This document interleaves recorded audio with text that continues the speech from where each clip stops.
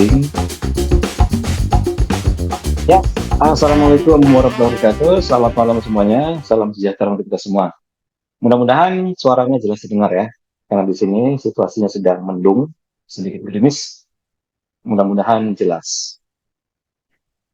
Salam kenal untuk ibu dan bapak semuanya. Jujur saja, satu-satunya kelas yang membuat hati saya sedih adalah kelas CA begitu. Kenapa? Karena pesertanya banyak. Harapan saya tadi pesertanya sedikit. Gitu. Ternyata banyak. Kalau kelas kayak diabetes gitu, walaupun banyak, solusinya lebih gampang, cenderung lebih mudah, cenderung lebih mudah. Sedangkan kalau CA ini bahkan medis dan sains pun masih berkubu, saling berkubu untuk menentukan kenapa bisa ada sel yang anomali gitu.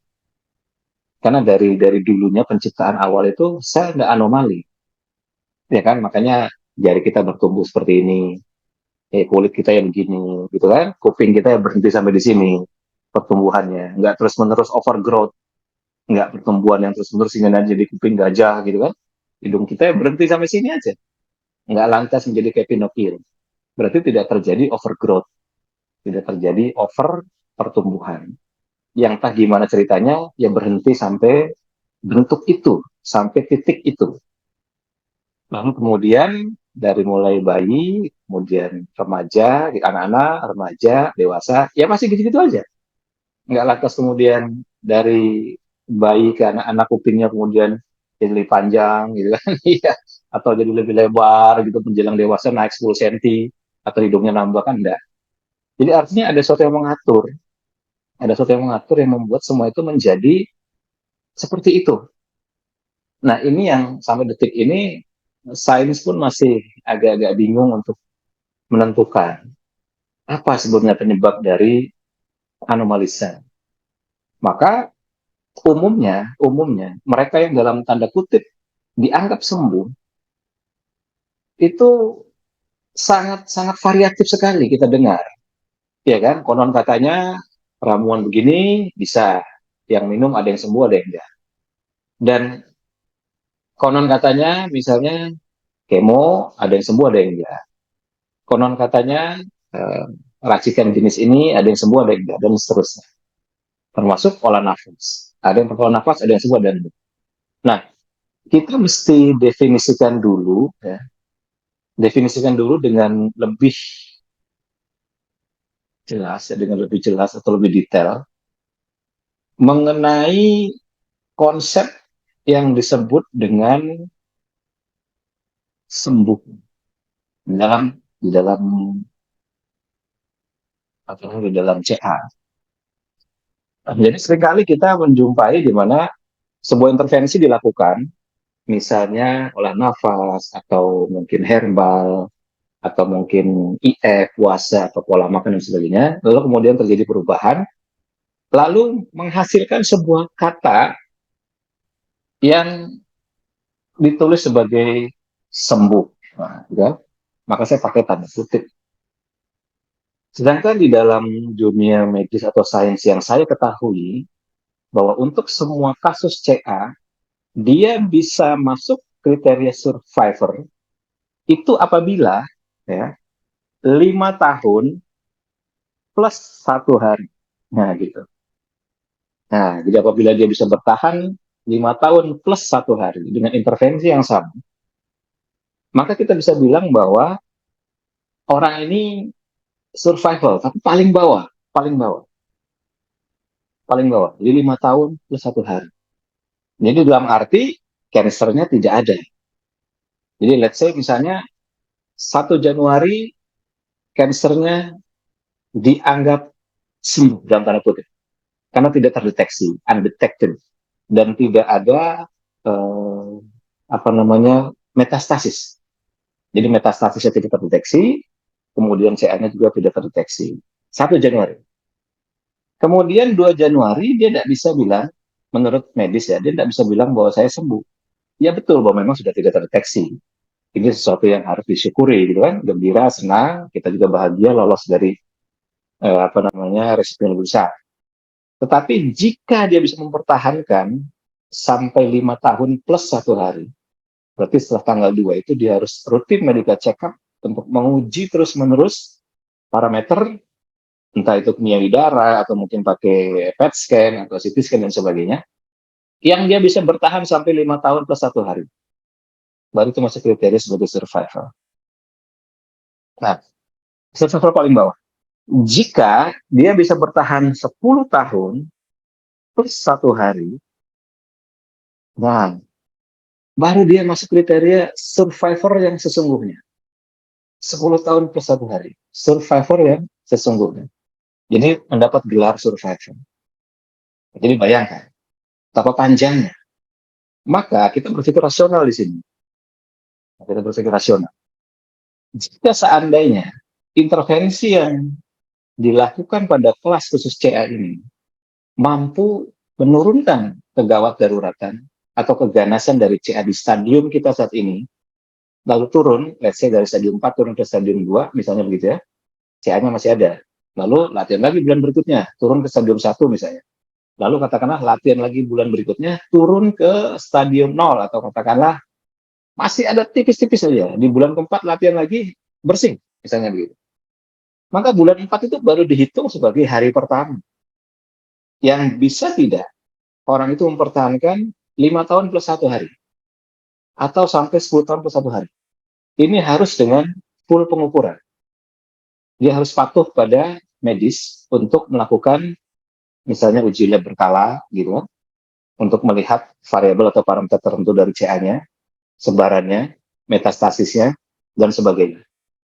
Nah, ini dari bulan keempat yang dikatakan bersih itu bisa bertahan tidak? Itulah kenapa saya bilang, eh, di video sebelumnya yang berhubungan dengan stres, agar tolong dilihat, dan di video sebelumnya berhubungan sama stres, itu ada sesuatu yang disebut sebagai bias optimism, bias optimisme, atau optimisme yang bias. Itu saya jelaskan dengan contoh, bahwa seseorang berpikiran positif, ya, ini saya lewati ya, jadi konsep yang disebut dengan bias optimisme.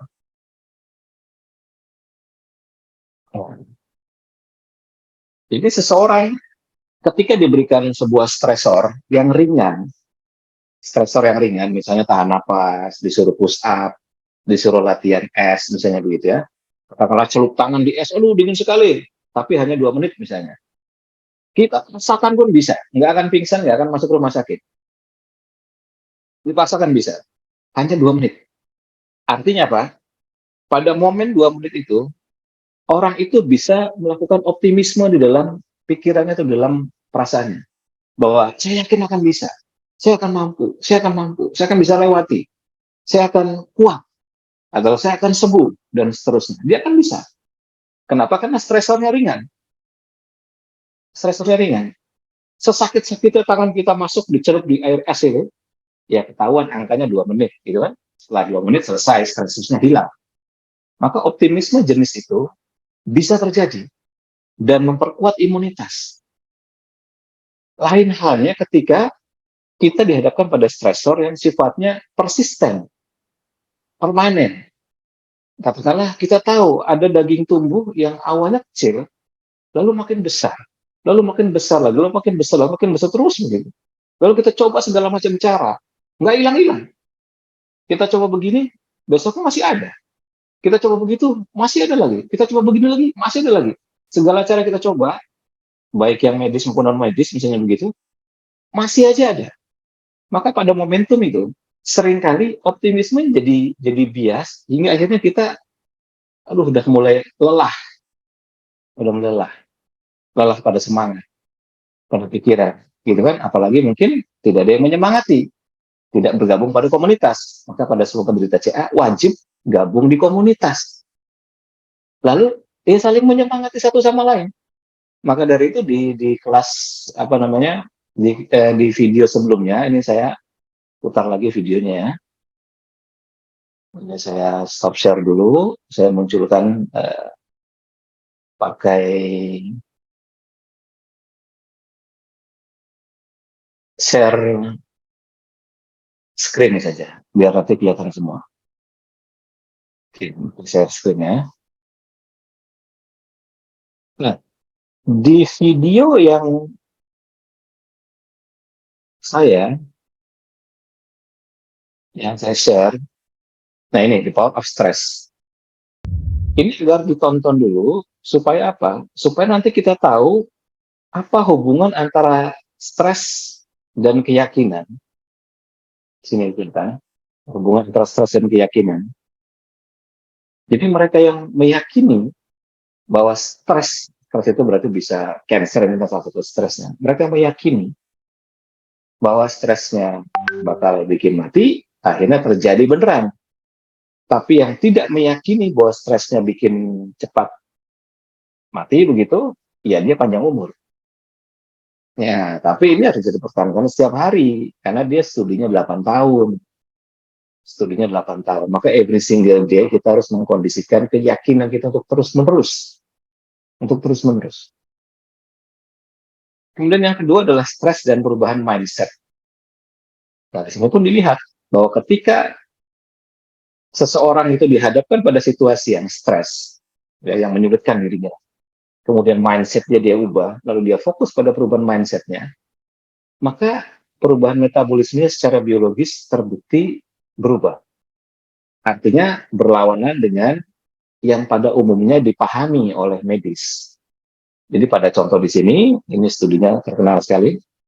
Ketika seorang itu stres, detak jantung lebih cepat, pembuluh darahnya menyempit.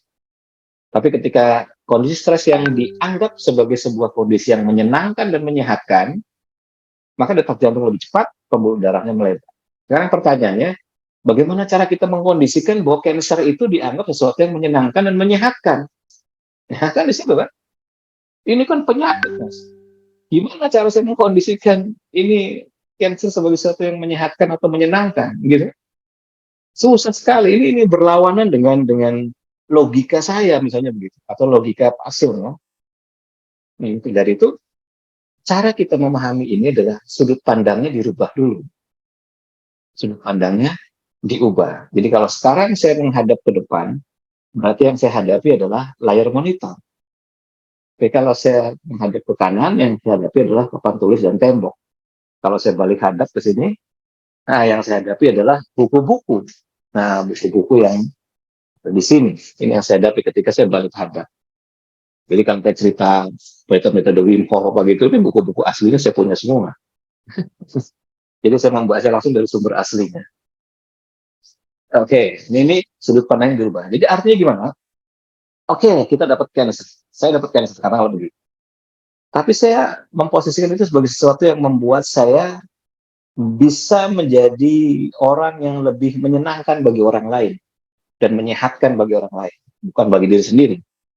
Karena tahu kita lagi sakit. Maka dari itu, di video saya yang ini,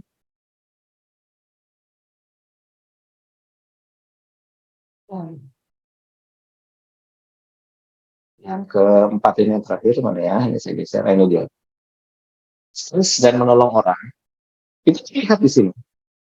Ketika seseorang ini rajin menolong orang, ini jurnalnya mengubah sudut pandang para psikolog-psikolog di Amerika sana.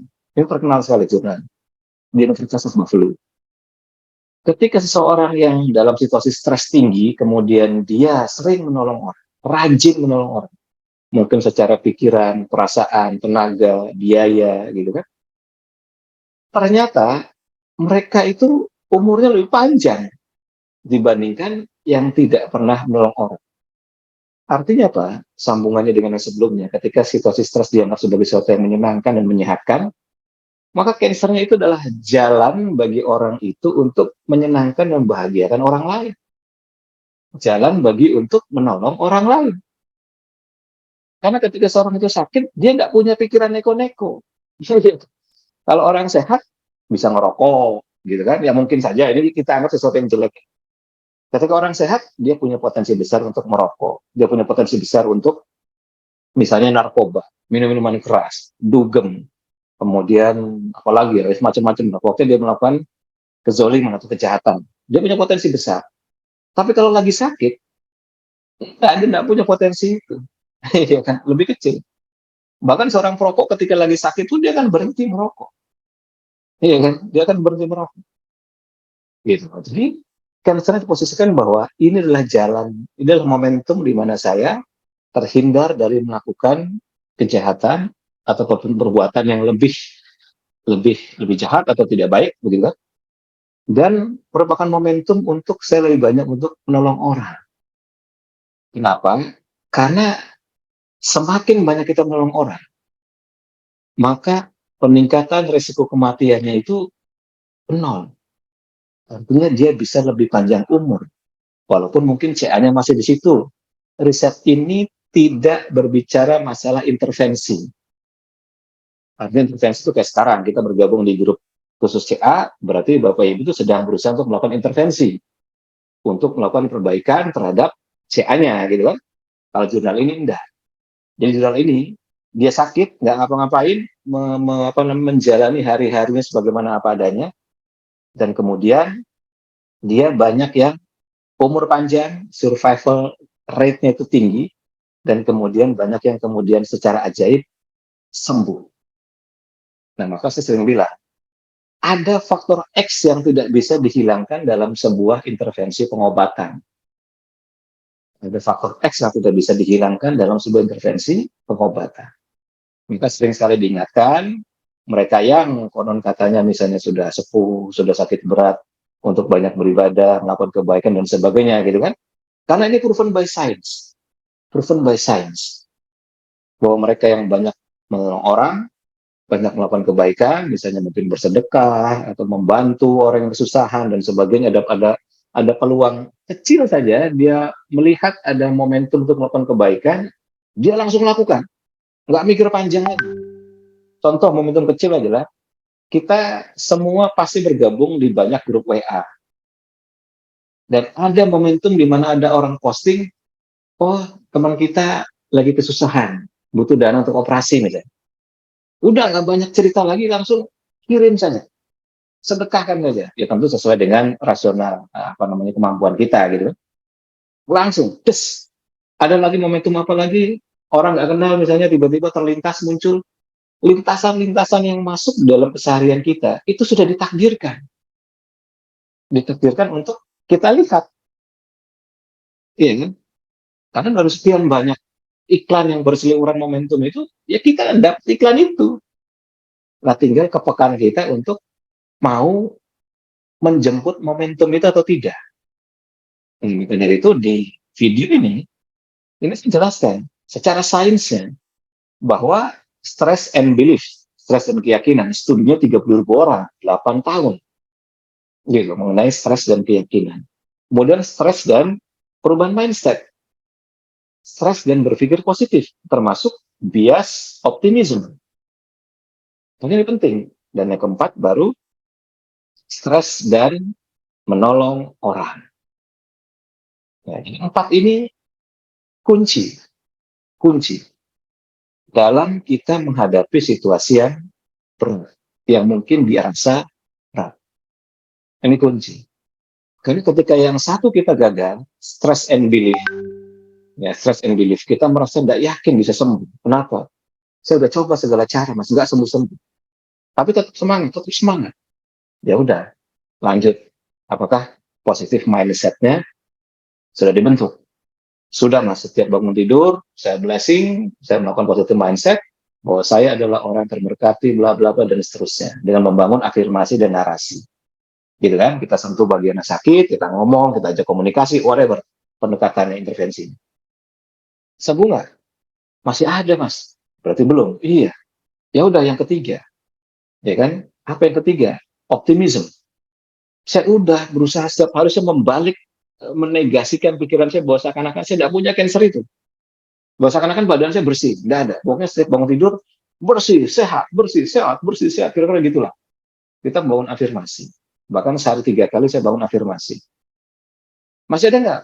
Ternyata masih ada. Ini berat sekali, alot sekali CA-nya. Udah saya coba segala macam, nggak hilang. Ya udah, yang keempat. Menolong orang. Sudah dilakukan belum? Nah, ini belum kayaknya. Ini belum, ini belum nih. Nah, itu bisa dicoba. Karena kadang-kadang ini melahirkan faktor X. Nah, faktor yang bukan X-nya bagaimana? Tentu saja faktor yang bukan X itu ada di video kedua, yakni pengkondisian Saya scroll dulu ya, ini dia. Nah, pengkondisian ini.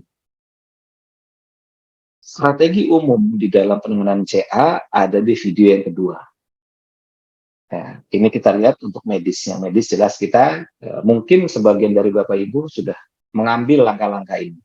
Mungkin ada yang sudah mengambil radiasi gitu kan, kemoterapi, kemudian ada mungkin target terapi, imunoterapi gitu kan, atau mungkin surgery, pembedahan atau pengambilan, misalnya kanker payudara diambil gitu kan, kanker rahim diambil.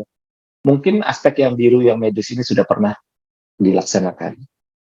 Tapi ada sebagian yang takut, nggak mau pakai akses medis sama sekali. Bisa jadi karena takut atau ketiadaan biaya. Maka diambilkanlah aspek komplement, yang komplement.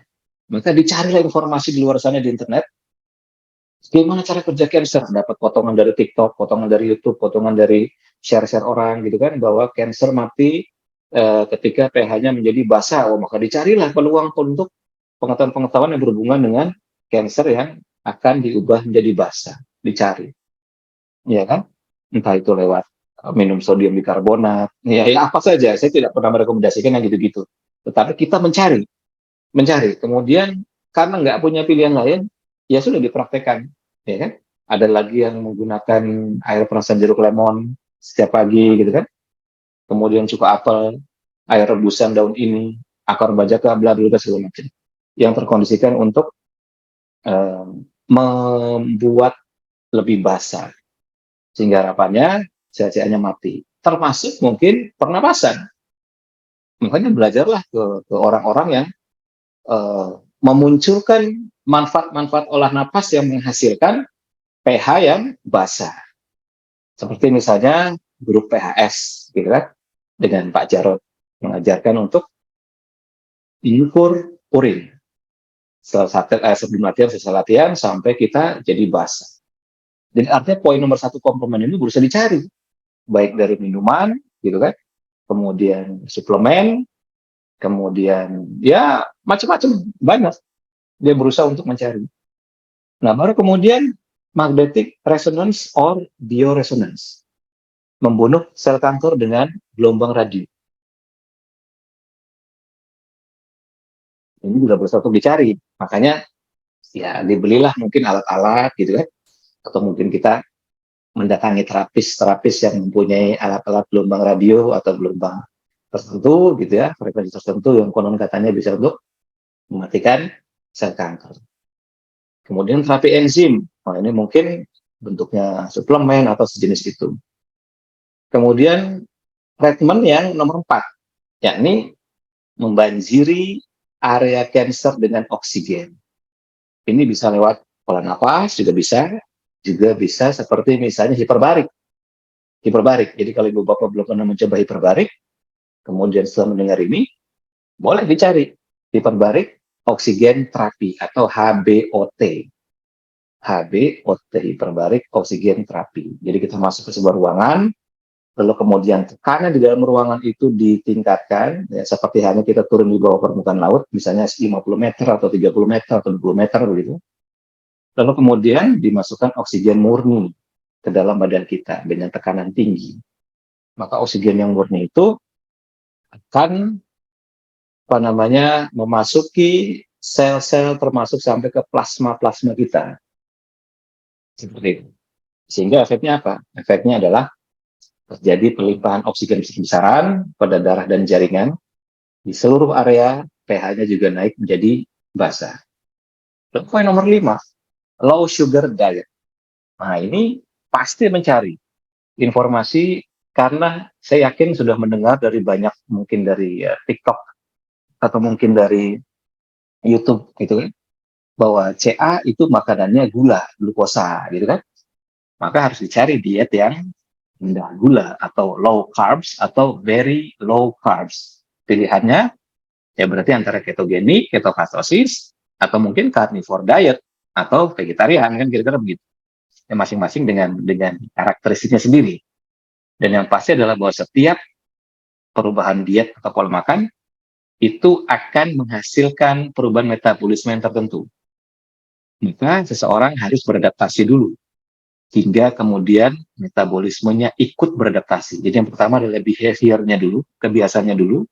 Dia berhasil masuk pada kebiasaan untuk berada pada pola makan itu.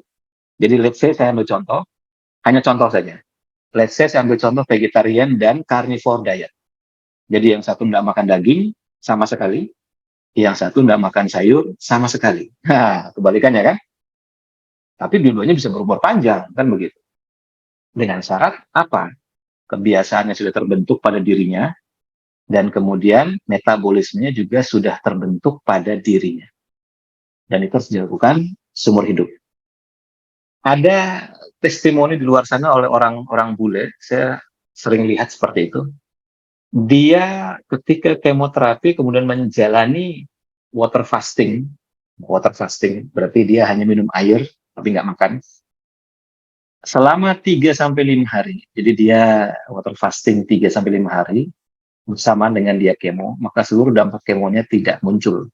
Tapi sekali lagi, ini bukan untuk dilakukan, ini hanya menceritakan pengalaman orang.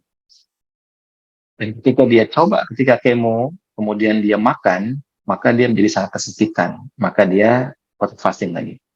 Nah, pada beberapa video saya pernah tulis, saya pernah juga ceritakan konsep water fasting seperti apa.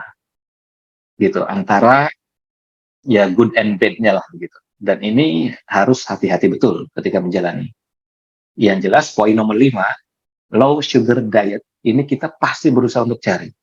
Entah kita masuk pada ketogenik, atau ketofastosis, ya kan?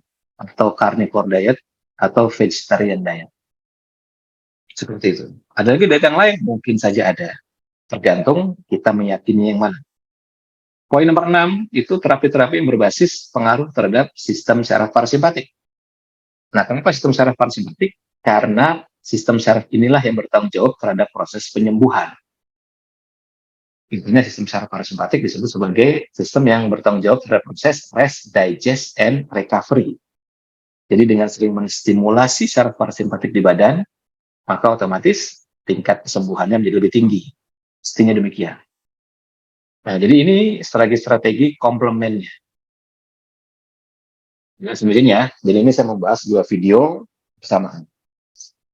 Nah, kemudian masing-masing dari komplemen ini bisa dilakukan dengan olah napas. Bisa dilakukan dengan olah napas. Seperti contoh misalnya untuk yang ini, ya, yang pertama. Jelas, ini kita bisa ada pilihan banyak. Ada Wim Hof dan sebagainya. Tapi mesti diingat bahwa tidak semua sel CA ini reaktif atau responsif terhadap ketinggian. Karena metode Wim Hof, kita sebut saja di sini ya, itu kan mensimulasikan sel kita untuk diangkat ke ketinggian dengan cara menurunkan SpO2. Karena normalnya ketika seorang itu naik ke puncak gunung, maka SpO2-nya akan turun. Nah, ini yang terjadi pada Wim Hof. Ada lagi, ada. Ini saya tulis biar kelihatan sini ya. Untuk poin nomor 1. Ini oleh napas yang untuk mensimulasikan ketinggian itu diantaranya 1 yang sudah terkenal, Wim Hof. Yang kedua, Bhastrika. Ini dari India, Bhastrika Pranayama. Yang ketiga, Kapalbhati. Ini juga dari India. Yang keempat, ada satu teknik namanya Getumo. Ini dari Tibet. Dan yang kelima adalah teknik OPH, napas ritme. Ini adalah sesuatu yang saya temukan. Jadi ada pilihan 5 teknik napas itu untuk menghasilkan poin nomor 1, ya, untuk menghasilkan poin nomor 4, 1 dan 4. 1 dan 4. Tentu saja nomor 6 juga bisa dengan ini, tetapi spesifiknya adalah 1 dan 4. Jadi 1 dan 4 bisa pakai salah satu di antara teknik ini. Wim Hof, Bhastrika, Kapalbhati, Getumo atau teknik OPH-nya nafas ritme. Nanti saya akan di video saya ada pembahasan apa bedanya teknik OPH-nya nafas ritme dengan Wim Hof, dengan Bhastrika, dengan Kapalbhati, dengan Getumo. Ada di video yang kedua itu, bisa ditonton. Oke, jadi 1, 4 bisa dengan olah nafas. 6 jelas, ini bisa dengan napas ritme. Ya, kenapa? Karena metode napas ritme ini sangat mudah kita gunakan untuk mengakses sistem syaraf otonom. ANS itu singkatan dari Autonomic Nervous System atau sistem syaraf otonom. Ini poin 6 bisa dilakukan lewat napas ritme. 1 dan 4 juga bisa lewat olah napas. Poin 2 ini bisa dengan meditasi. Meditasi napas ritme. Nanti kita belajar bagaimana caranya. Bagaimana kita mengkondisikan otak ya untuk apa namanya?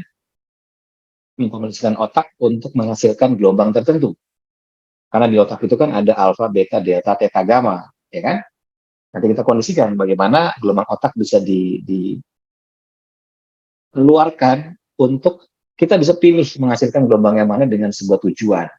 Dengan sebuah tujuan. Nah, sedangkan untuk yang starch cancer cell ini, pilihan terbaiknya adalah IF atau intermittent fasting. Pilihan terbaik. Baru nanti yang kedua adalah ONAF. ONAF-nya bisa pakai di antara 5 ini, ya, Wim Hof, Bastrika, Kapalbhati, Getum, atau teknik OPH, atau ONAF-nya bisa menggunakan napas ritme lambat. Dari mulai 33, 55, 10, 10, 15, 15, 20, 20, sampai 30, 30. Nanti kita akan variasikan latihan-latihan ini. Oke, untuk terapi enzim, ini tidak kita cover. Itu tidak kita cover. Kenapa? Karena sudah dari 1, 2, 4, 5, 6 ini sudah bisa lewat pernapasan semua. Gitu. Nah, tapi jika dari penjelasan untuk melarutkan protein yang ada di cancer cell atau mematikan sel cancer cell yang dihasilkan dari 1, 2, 3, 4, 5, ya Wim Hof, Bastrika, Kapalbhati, Getum, atau teknik OPH, itu dia akan menghasilkan kenaikan adrenalin. Dia menghasilkan kenaikan adrenalin. Jadi teknik ini menghasilkan kenaikan adrenalin. Nah, kenaikan adrenalin. Dan setiap kenaikan adrenalin berarti dia akan meningkatkan respon sel imun. Respon sel imun kan ada banyak, ada makrofage ya kan, ada T limfosit, ada B limfosit. Nah, yang disasar atau yang ditarget oleh adrenalin adalah NK sel. Nama sel imunnya adalah NK sel. Ya. Singkatan dari apa NK itu? N singkatan dari natural, K adalah killer cell. Jadi NK cell singkatan dari natural killer cells. Sesuai dengan namanya. Berarti ini adalah sel yang bertanggung jawab terhadap proses untuk mematikan tumor dan kanker. Jadi dasarnya itu. Kalau memang apakah teknik yang 1, 2, 3, 4, 5 Wim Hof, Bastrika itu menaikkan adrenalin? Ada. Nah, makanya ini sudah saya jelaskan di video yang kedua.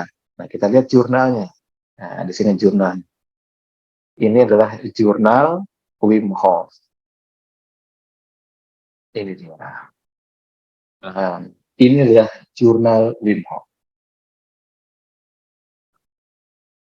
Jurnal Wim Hof. Jadi pada jurnal ini ada sekian banyak orang yang diuji coba dengan cara disuntikan bakteri E. coli yang mestinya menghasilkan respon demam, ternyata dengan teknik Wim Hof, respon demam itu tidak muncul sama sekali. Lalu kemudian diukur, setelah diukur, kemudian kita bisa lihat di halaman yang kedua ini. Nah, ini kelihatan di sini ya. Bagaimana kemudian adrenalin naik. Epinefrin itu nama lain dari adrenalin. Jadi adrenalinnya spike, di atas rata-rata tinggi ya.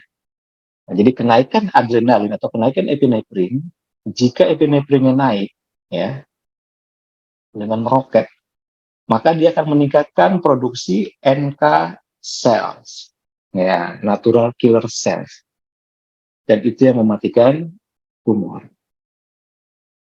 Seperti itu. Tetapi ada tetapinya lagi. Ini kita lihat di sini.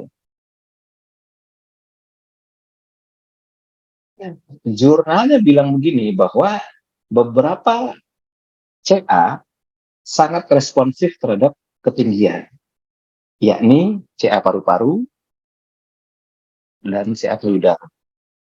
Dia sangat responsif terhadap ketinggian. Ini artinya dengan teknik Wim Hof, kemudian Bastrika, Kapal Bati, Jetumo, dan OPH ini, dua jenis CA ini potensial untuk lebih berprospek untuk sembuh. Ya katakanlah membaik gitu ya, atau kegawat daruratnya bisa diturunkan. Yakni CA paru-paru dan CA payudara. Itulah kenapa dulu ketika sebelum kelas ini diluncurkan, saya bikin brosur yang tulisannya adalah khusus untuk CA paru-paru dan CA payudara. Kenapa? Karena dua sel CA ini responsif terhadap ketinggian. Responsif terhadap ketinggian. Ini saya jelaskan di video yang kedua. Seperti itu. Nah, secara umum, ketika seseorang itu sering berada pada ketinggian, pada high elevation itu berarti pada ketinggian, jadi selnya diangkat berarti SpO2-nya diturunkan gitu kan, maka persentase CA-nya pun lebih rendah. Lebih rendah. Itu. Tapi saya nggak tahu apakah endometrium, kemudian mungkin tulang, atau prostat, atau otak punya dampak sesignifikan seperti halnya sel paru. Gitu. Karena jurnalnya bilang begitu. Nah, ini dua video ini sering usahakan untuk ditonton.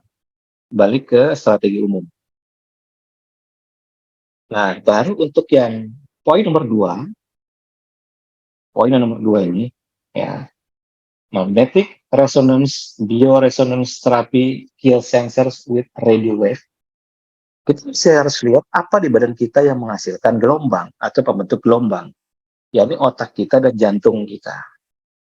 Otak kita dan jantung kita. Kalau di pencernaan itu mikrobiom ya, mikrobiom. Kalau di otak kita menghasilkan gelombang otak, alfa beta delta theta gamma, di jantung kita menghasilkan gelombang jantung dari low frekuensi, dan high frekuensi. Jadi tinggal kita belajar pengkondisian. Nah, seperti itu. Seru ya. Jadi kelihatannya sepele. Nah, kemudian kita akan lihat, saya minta nanti kita menonton ya paling nggak sekitar 30 menit lah. Video mengenai poin nomor 2 ini. CA sesi ketiga, ini dia. Ini belum saya launching, baru di launching malam ini. Ya, kita tonton sebentar ya.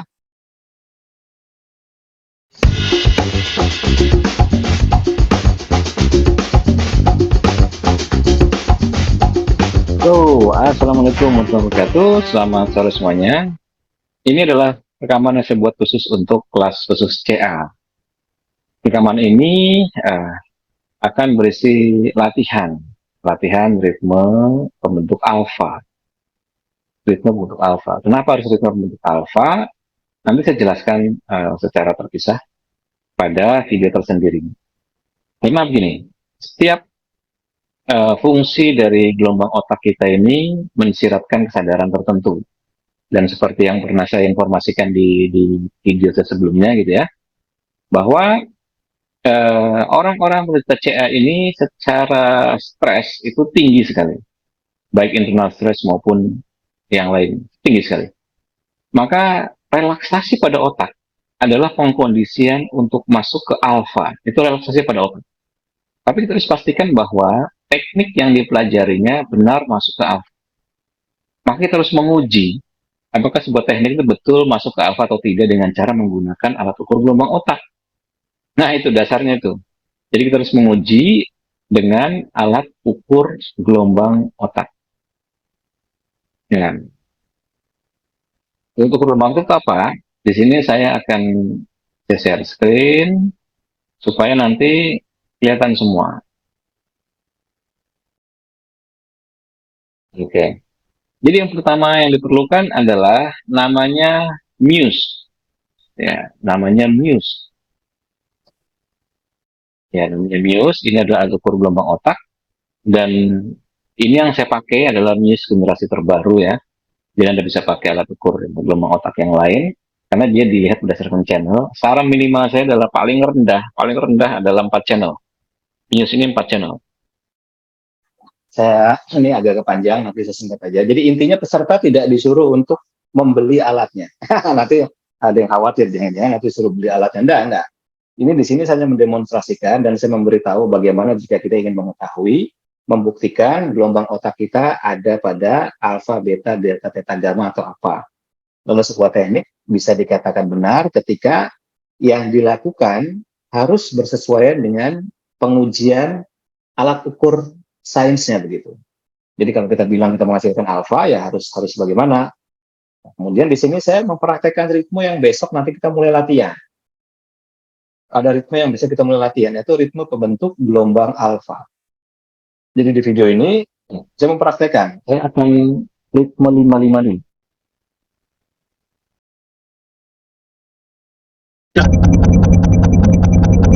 Ini saya masukkan 50 kali karena videonya bermenit-menit gitu ya, berapa menit. Oke. Iya. Oke. Nah, kemudian saya masukkan hasilnya untuk dilihat pada file ini di hasil instalasi ke sini. Nah, tiga ini 11 ke C55. Ya. Di sini kelihatan bagaimana gelombang alfa di otak saya pada saat melakukan teknik ini menjadi 53. Ya, 53. Nah, kelihatan ya? 63. Sorry, menjadi 63. Nah, ini di sini kelihatan. Nah, jadi melakukan teknik tadi, ini teknik yang akan kita share besok, kita praktekkan, menjadi 63. Lalu kemudian diulang, ya, diulang untuk ritme yang, maaf, hilang, saya ulangi lagi. Ya, diulang untuk ritme yang kedua. Nah, saya tunjukkan lagi untuk ritme yang kedua. Kemudian saya simpan lagi. Lalu saya munculkan lagi. Nah, ini 61%. Artinya apa? Dominan, karena di atas 50%. Nah, gelombang otak itu cara kerjanya adalah bahwa 5 gelombang otak ini memancar dari semua area otak, depan, kanan, kiri, belakang. Tapi yang paling dominan itu yang mana? Yaitulah yang nanti akan kita kondisikan agar yang paling dominan ada pada alfa. Alfa. Kenapa harus alfa? Pertanyaan kan begitu. Karena ini adalah gelombang yang memicu relaksasi. Jika relaksasi terpicu di otak, maka dia akan menurunkan kortisol. Relaksasi itu penenangan, gitu kan? Maka dia akan menurunkan kortisol. Kalau kortisol turun, adrenalin turun, maka gluconeogenesis atau pembentukan gula darah mandiri juga ikut rendah. Gitu. Jadi hubungannya tadi dengan bagaimana cara kita mengurangi glukosa, gitu kan? Bisa lewat diet, intermittent atau ketogenik, atau mungkin carnivore diet, atau sejenis itu yang diyakini, karena saya tidak mengajari untuk dietnya, gitu kan, silakan saja. Saya mengajari untuk olah napasnya saja. Jadi relaksasinya itu terjadi. Nah, semakin sering kita relax dalam sehari, maka tingkat ketenangan, overthinking, ya kan, stres hormon seperti kortisolnya juga rendah, gluconeogenesisnya juga rendah, glukosa juga bisa ditekan karena kita tidak over stress. Maka ini sangat bermanfaat bagi pasien CA, khususnya ketika kita mempraktekkan poin nomor 2. Poin nomor 2. Artinya apa? Jika kita sudah bisa mendemonstrasikan bagaimana cara memasuki gelombang alfa atau mengkondisikan otak kita masuk pada gelombang alfa, maka pada momen itu kita bisa mengisi otak kita dengan sesuatu. Bisa dengan fokus, bisa dengan imajinasi, bisa dengan konsentrasi, bisa dengan apa saja yang merupakan layar abstraksi dari otak kita. Karena otak kita bentuk fisiknya, di dalam bentuk fisik ini ada imajinasi atau visualisasi, ya kan? Ada fokus, ada konsentrasi, dan masing-masing itu harus diletakkan di gelombang tertentu. Artinya bagaimana? Nanti ke depannya kita juga akan belajar bagaimana cara masuk ke gelombang delta. Gimana cara masuk ke gelombang gamma? Kita akan belajar.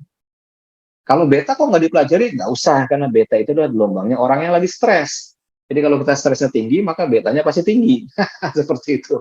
Ya stresnya pengertiannya bukan bukan cuma ini ya. Misalnya saya berpikir nanti besok nih saya ada janji A, B, C, D, E, F, G begitu kan? Ya itu gelombang beta saya naik. Kemudian overthinking juga naik gelombang betanya. Nah, maka harus bisa diturunkan. Sehingga yang dominan nanti di otak kita adalah gelombang alfa. Lewat latihan nafas. Agar kita memenuhi kaidah yang kedua ini. Magnetic resonance or bioresonance. Nah, jadi lewat nafas bisa? Bisa. Nah, nanti pelan-pelan gelombang alfa, ya, pelan-pelan gelombang alfa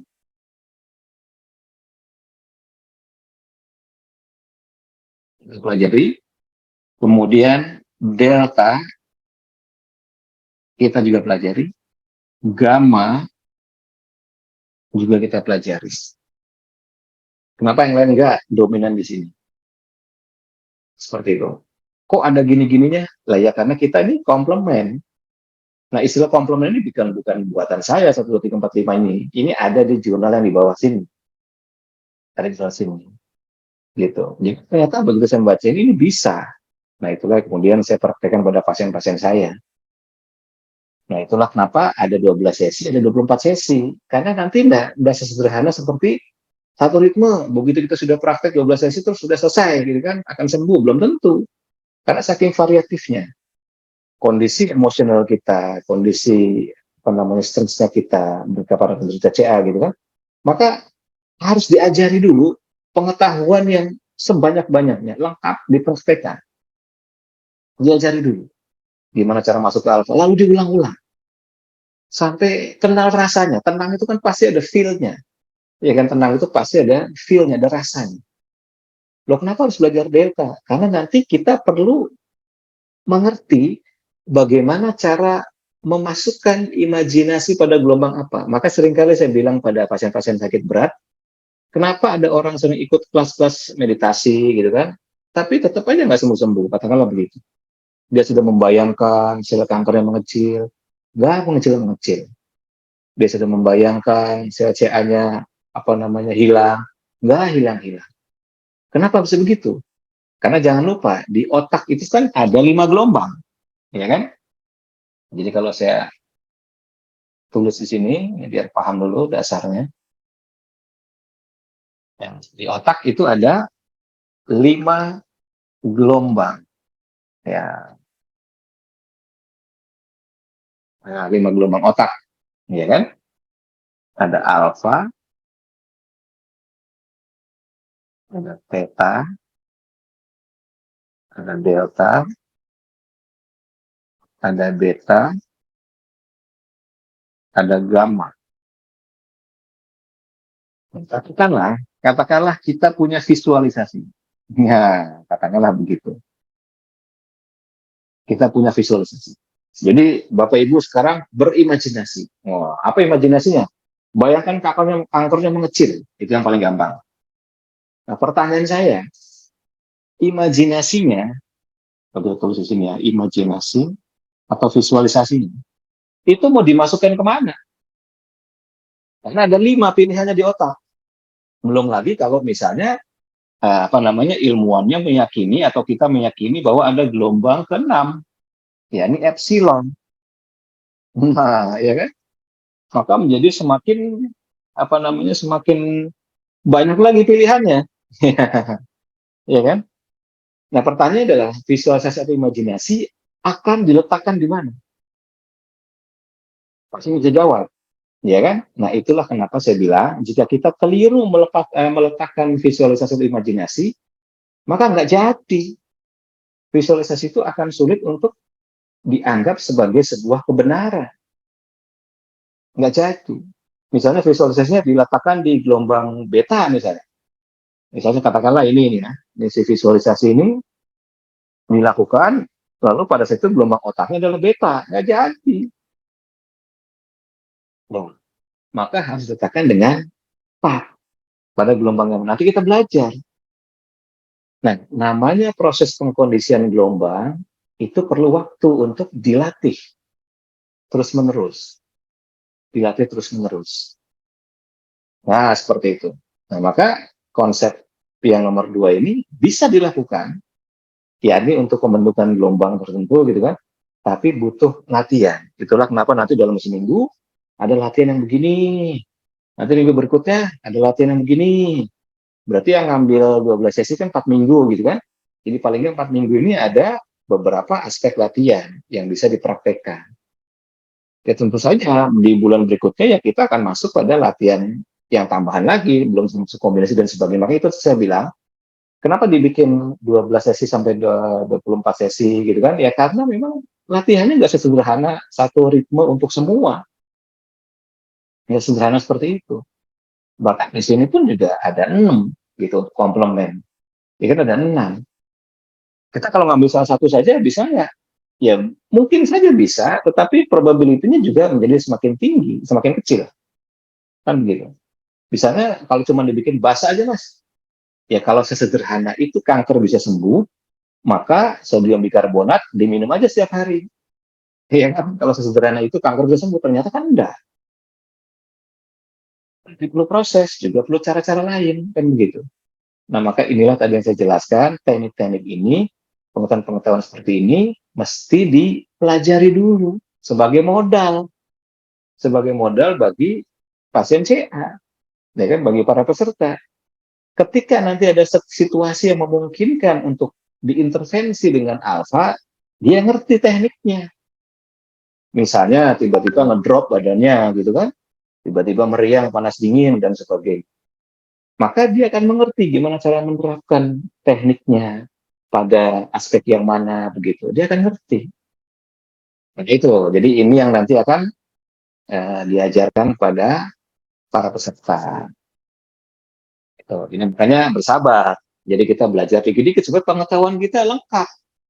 Kita jadi ngerti karena selama ini saya yakin Bapak Ibu yang pernah ikut mungkin PHS-nya Pak Jarot gitu kan, atau Mobi atau mungkin grup apa segala macam, nggak punya gambaran kenapa teknik napasnya kayak gitu, kenapa pola napasnya kayak gitu kan. Selain dari ya udahlah ikut latihan aja. Nah kita mesti mengerti bahwa ini akan menghasilkan apa, tekniknya seperti menghasilkan apa. Jadi kapan kita panik, berarti otak kita switch langsung ke beta gitu kan. Berarti kalau kita ngerti gimana cara mengkondisikan untuk masuk ke delta atau ke theta atau mungkin ke alpha, maka kita punya potensi menurunkan stres. Susah tidur misalnya. Berarti gelombang otak kita terlalu beta. Kita ngerti, untuk bisa tidur, gelombangnya harus turun ke delta. Berarti kalau kita ngerti cara mengkondisikan ritme-ritme yang menghasilkan gelombang delta, maka kita paling tidak, kalaupun kita nggak bisa tidur, kita tidak terkena dampak dari tidak tidurnya.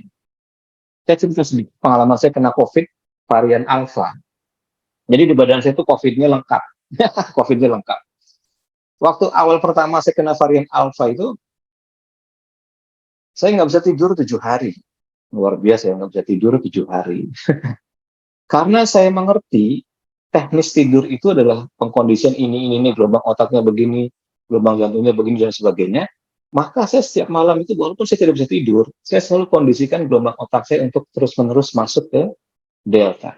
Terus-menerus, terus-menerus, terus-menerus. Nggak pernah bosan.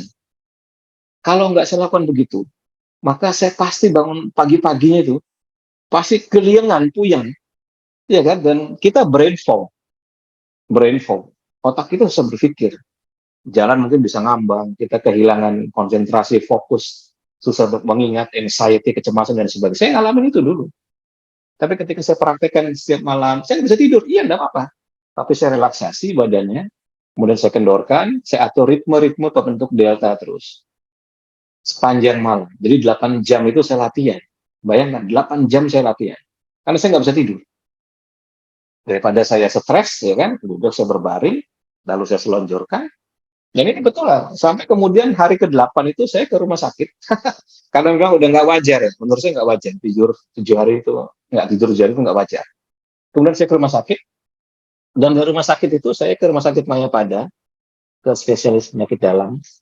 Kemudian, Bapak harus tidur. Gimana caranya dok? Saya resepkan obat tidur.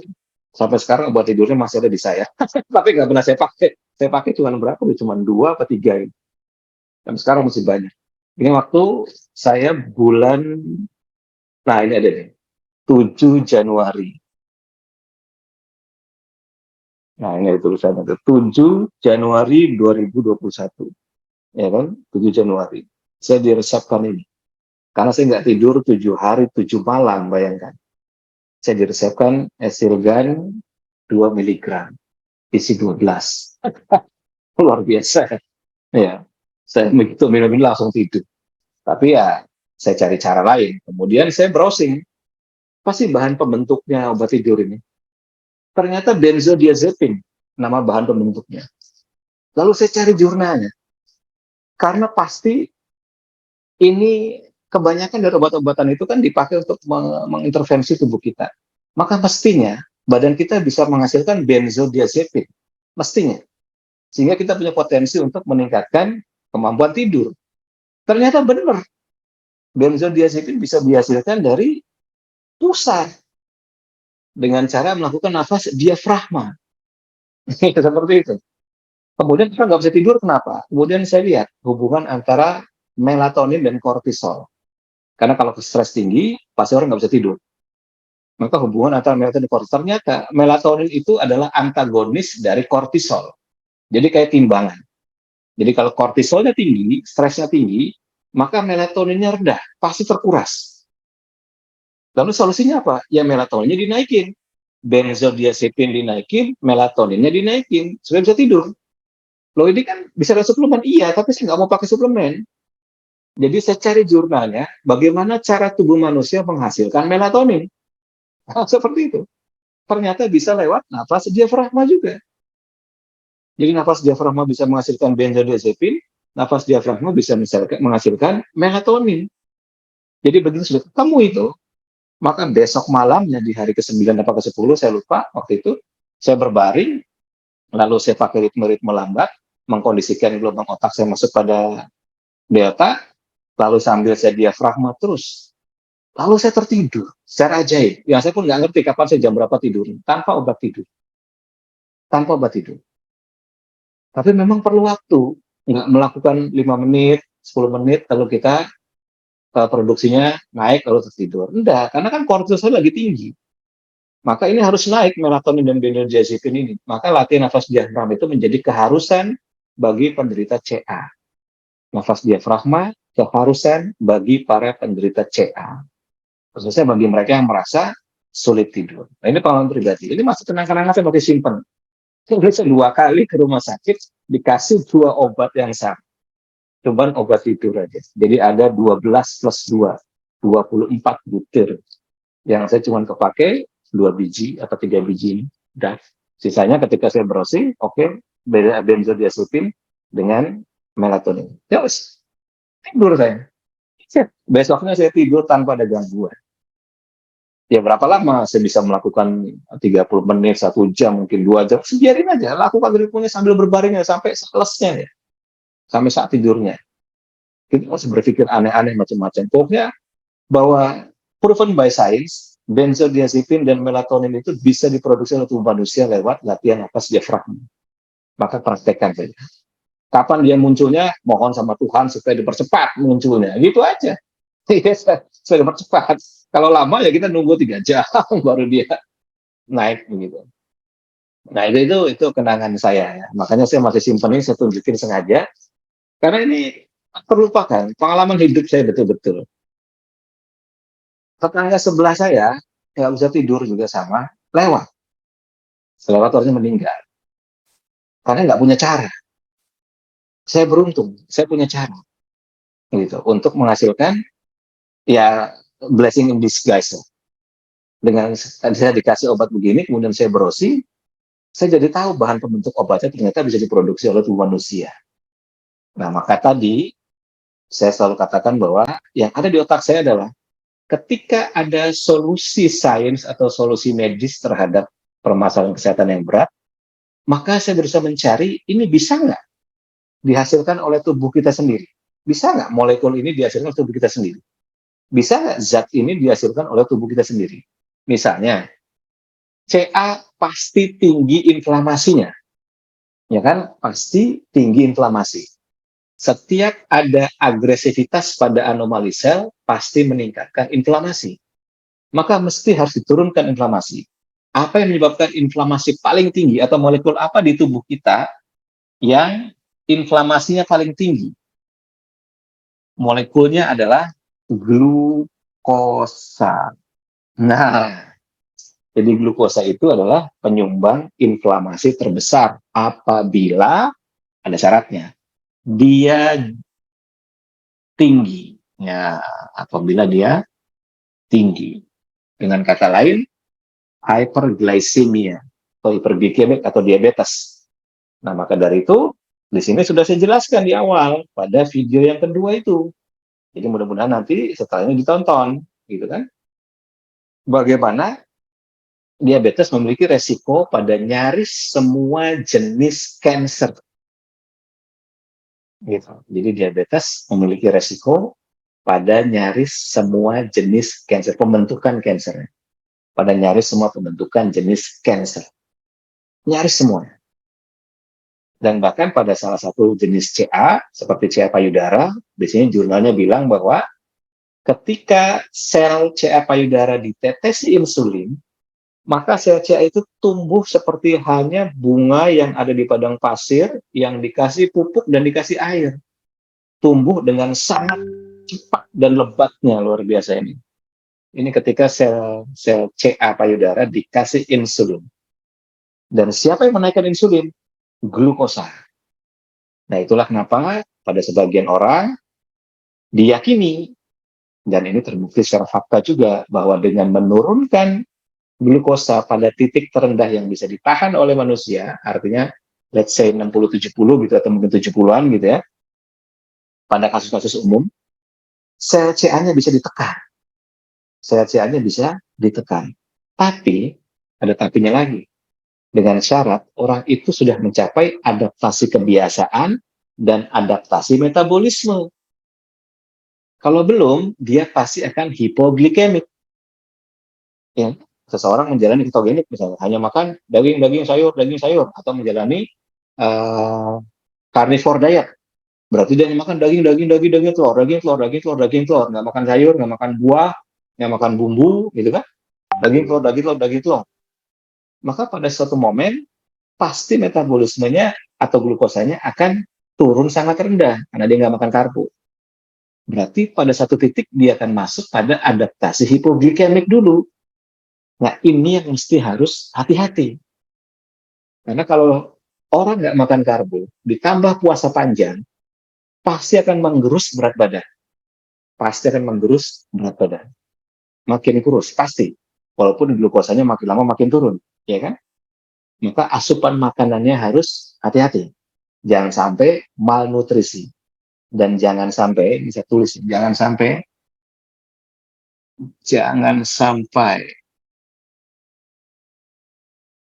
satu, malnutrisi. Dan yang kedua, tidak tercapai adaptasi hipoglikemik. Jadi jangan sampai malnutrisi, jangan sampai tidak tercapai adaptasi hipoglikemik. Kok hilang? Ini dia. Itu. Jadi bagi mereka, Bapak Ibu sekarang lagi menjalani sebuah diet tertentu, atau carnivore diet, atau apa saja, jaga dua ini. Jangan sampai malnutrisi, dan jangan sampai terjadi kegagalan adaptasi hipoglikemik. Karena hipoglikemik itu punya ciri. Cirinya adalah jika kita sudah gemetar, sudah brain fog, sudah ya mungkin detak jantung tiba-tiba naik, hilang kesadaran sampai seperti itu kita dari hipoglikemik. Ini bahaya sekali. Bahkan kadang-kadang hipoglikemik jauh lebih bahaya dibandingkan diabetes. Pada beberapa kasus karena bisa langsung resiko kematian. Kalau diabetes banyak orang bisa panjang umur dengan gula 200 atau 300 gitu kan. Dan solusinya cenderung lebih adaptif dan lebih dalam tanda kutip mudah. Nah, maka ada hubungannya antara CA dengan glukosa. CA dengan pH juga sama. Jadi ketika pH-nya dibuat basah, maka dibuat asam, maka ini bertumbuhlah sel CA-nya.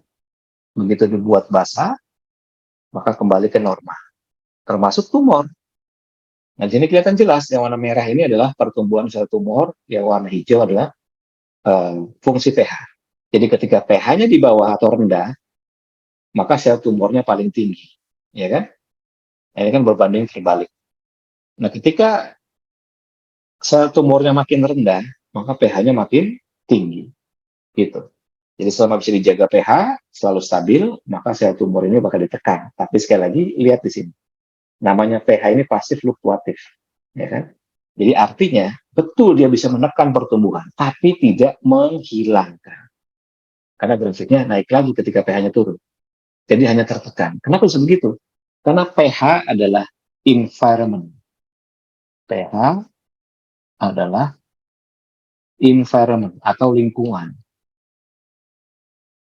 pH adalah lingkungan. Namanya lingkungan, ya sama kayak kita di rumah gitu kan. Bersih nih lingkungannya, ya nggak ada lalat, nggak ada bau-bau yang tidak sedap gitu kan. Mungkin nggak ada bakteri atau mungkin apa, karena bersih, dibersihkan tiap hari. Tapi begitu yang bersihnya males, ya muncul lagi, ya kan, kotor ya muncul lagi. Artinya ya ini masih dorman gitu, hanya tertidur aja. Artinya jika dia merubah gaya hidup dan dia menjaga terus, ya dia akan terus-menerus membaik. Nah, cuman problemnya adalah seberapa mampu kita menjaga pH yang sifatnya environment ini. Kenapa? Karena dia sensitif terhadap stres. pH sensitif terhadap stres. Naik stres sedikit, pH turun. Kurang tidur, pH turun. Overthinking, pH turun. Begitu kan? Wah, jadi ya memang ya dilematis CA itu. Makanya saya bilang solusinya nggak bisa sederhana seperti halnya satu ritme kemudian seakan-akan ini menjadi ritme pamungkas gitu kan. Bahkan pada studi ini 10 tahun penderita CA paru-paru statusnya adalah bertahan hidup dengan setelah dia latihan minimal 6 tahun. Ya, jadi dia latihan every single day. Nggak bosan. Nggak pernah bosan. Pada suatu video saya pernah bilang begini, bagaimana caranya seseorang itu bisa melakukan aktivitas yang sama terus-menerus? Caranya adalah dengan membangun sesuatu yang disebut dengan neuroplasticity. Ya, neuroplasticity. Ya, ini adalah pembentukan kebiasaan yang baru, pembentukan jaringan saraf yang baru di otak yang menghasilkan sebuah kebiasaan yang baru. Neuroplasticity, sekarang kita bahas ya, biar nanti paham. Ini saya share screen, oke. Oke, saya share screen ya. Neuroplasticity, pembentukan kebiasaan yang baru, dia menghasilkan jaringan saraf yang baru. Paling pendek adalah 21 hari. Paling pendek. Jadi jika ibu bapak nih bisa melakukan aktivitas yang sama terus-menerus, walaupun hanya satu ritme saja, selama 21 hari, every single day, no excuse. Setiap hari tanpa mengeluh, tanpa protes. Every single day. Maka jaringan saraf yang baru ini akan menjadi support system yang akan membantu kita untuk terus-menerus bisa bertahan mungkin setahun, mungkin 2 tahun, mungkin 5 tahun, 10 tahun, aku seumur hidup. Every single day. Yang kedua, 66 hari. Ya, 66 hari. Ini setelah fase 21 hari terlampaui, lanjutkan sampai 66 hari. Dan yang ketiga adalah 258 hari. Setelah fase 66 hari terlewati, lanjut sampai 258 hari. Berat, ya memang, ya gampang-gampang susah. Gampang-gampang susah. Rekor saya adalah melakukan olah napas every single day selama 365 hari non-stop. Tanpa putus. Every single day. Itu yang membuat kenapa saya sangat strong, sangat kuat sekali pada neuroplasticity. Karena saya sudah melakukan itu setahun penuh. Tanpa mengeluh, tanpa membangun alasan, tanpa membuat alasan apapun. Jadi saya latihan every single day. Dari hari pertama sampai hari ke-365.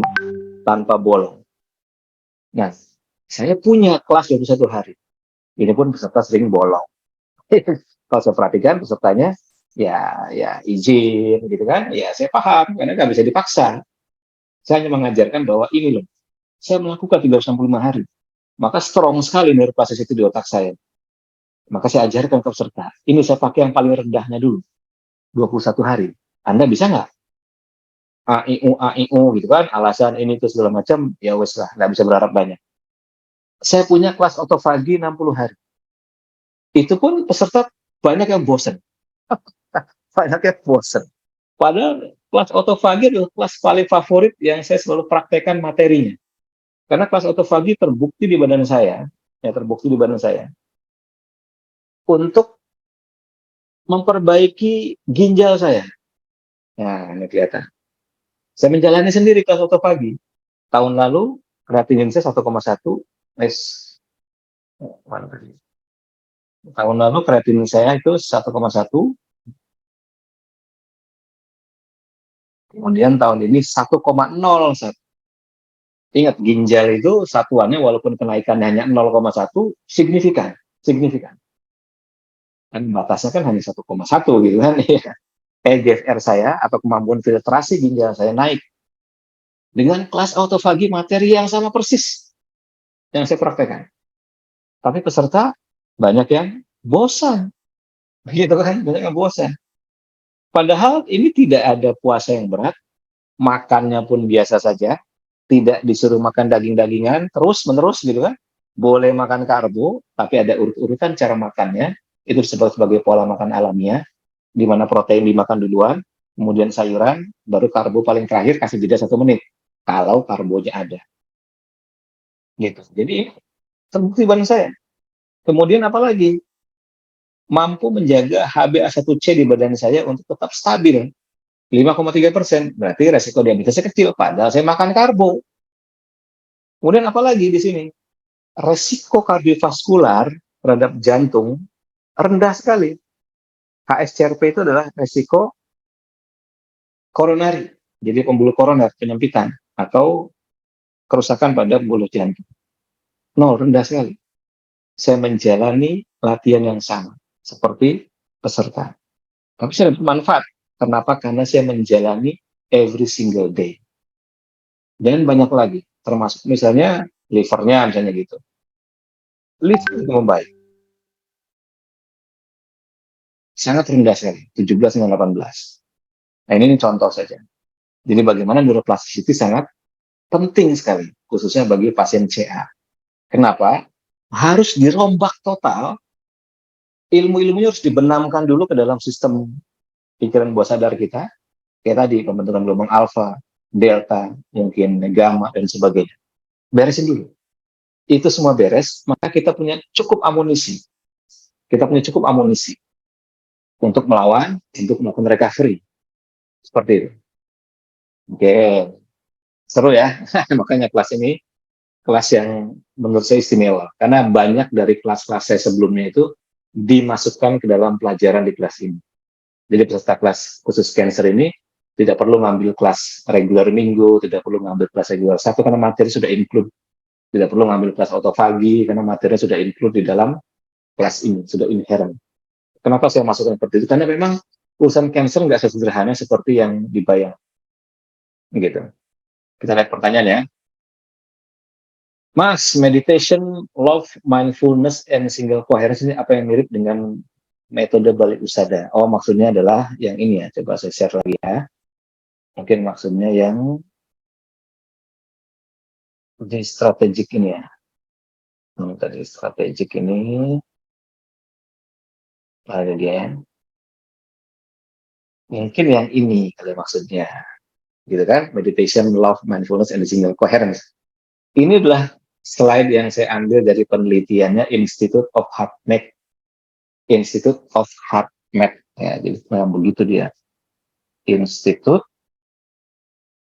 of HeartMath. Nah, ini saya punya. Jadi pada Institute of HeartMath ini mereka meriset lebih mengawal sudah lebih dari 30 tahun dan mereka melahirkan ratusan jurnal. Ya. Kemudian mereka mengembangkan alat yang disebut sebagai EM wave. EM wave. Ini saya tunjukkan ya. Ini saya beli langsung dari sono. Nah, ini di Indonesia yang punya alat ini tidak banyak, versi yang pro-nya. Jadi dari HUTMAT, ini versi pro, ini versi tertinggi. Apa fungsinya? Itu untuk mengetahui, menguji koherensi antara otak kita sama jantung kita. Nah, jadi IM Wave Pro ini untuk menguji koherensi otak kita sama jantung kita. Ini saya share website mereka ya.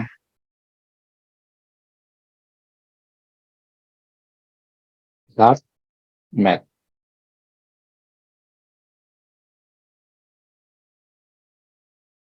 Ini dia. Ini risetnya kuat sekali.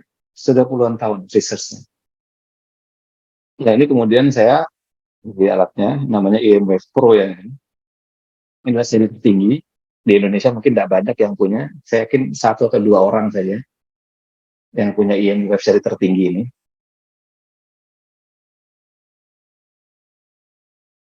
Jadi ini 374, waktu saya beli sekitar 500-an, belum termasuk pajak dan sebagainya, ini sudah full dengan alat.